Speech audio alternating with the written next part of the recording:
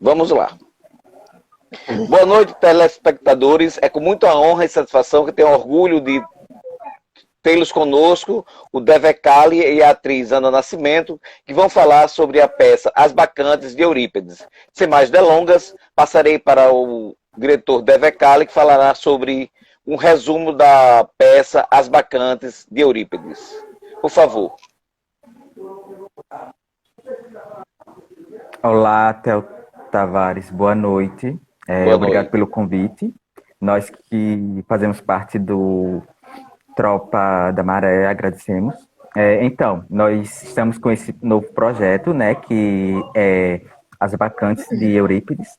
E como muita gente já conhece, outros não, mas vamos falar um pouco sobre a proposta da peça, que fala sobre a questão do se mostra na questão de uma tragédia, né, como todos sabem, familiar, que do deus do vinho, deus da festa, que é o Dioniso, com o processo de vivência de família, né? Aquela questão da vingança familiar, que é onde Dioniso arquiteta todo um processo de vingança contra a família dele, biológica, por parte de mãe, que não aceita ele, e com isso ele desenvolve toda uma questão de vingança, e ele começa a colocar em prática todos os processos, começando pela questão, fazendo com que todas as mulheres tornem-se bacantes dele, né? Que comecem a fazer o processo de veneração e culto a ele como Deus, sendo que na cidade de Tebas é algo que é proibido, mas ele começa e chega na cidade como um simples jovem, e faz com que toda o processo seja da peça começa a se desenrolar nesse viés, né? E a gente Isso. eu e a Ana, a gente começou a desenvolver mais uma questão de adaptação e trouxemos mais para a realidade atual, que ela pode falar melhor. Muito obrigado. Isso. Então, Ana, você que faz uma das bacantes, você que é a Gave, a mãe do Penteu, eu gostaria de fazer uma pergunta para você. Quais as formas que você poderia associar essa cena da morte do Penteu com o movimento feminista?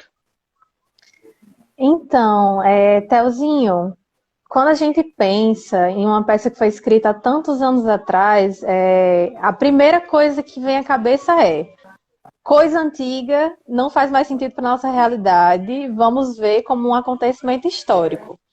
Mas não é bem assim. Se a gente analisar a tragédia grega, muito do que ela fala naquela época, desse preconceito com as bacantes, né, porque elas cultuavam Dionísio, e era uma coisa proibida naquele momento, mas ali elas eram donas e proprietárias do corpo, do destino delas, do que elas queriam fazer, mesmo naquela época não podendo mulheres interpretarem papéis importantes ou de qualidade alguma no teatro, né? E tem essa cena que a Gavi mata o filho. Desculpa dar spoiler, gente, mas é isso que acontece. E se a gente analisa o que aconteceu, muita gente faz esse paralelo com o aborto, né? De que hoje em dia as mulheres lutam pelo direito de poder abortar de forma legal, pelo menos aqui no Brasil, e não é permitido. E às vezes as pessoas fazem esse paralelo dizendo que é uma luta feminista pelo direito de matar o seu próprio filho. E remetem a essa cena das bacantes, né? Mas eu acredito que não é bem por aí. É pelo direito de ter o controle pelo próprio corpo, né? Da gente poder escolher o nosso destino, de poder fazer o que quiser com o nosso corpo. E as bacantes, elas se posicionam dessa forma, né? De ter esse controle do próprio corpo. Esse fatídico acontecimento em que a mãe mata o filho dela, nada anda de acordo com o que ela queria. Ela estava encantada e hipnotizada pelo poder de Dionísio, então ali ela não estava escolhendo o que ela queria fazer. E quando eu paro para pensar nisso, é nessa linha que me vem à cabeça.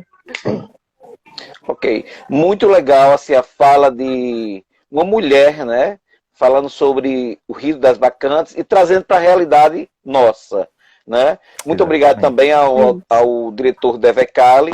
E assim, vocês procurem ver, porque essa peça é maravilhosa e bem atual. Muito obrigado a vocês por ter aceitado o nosso convite. Obrigado.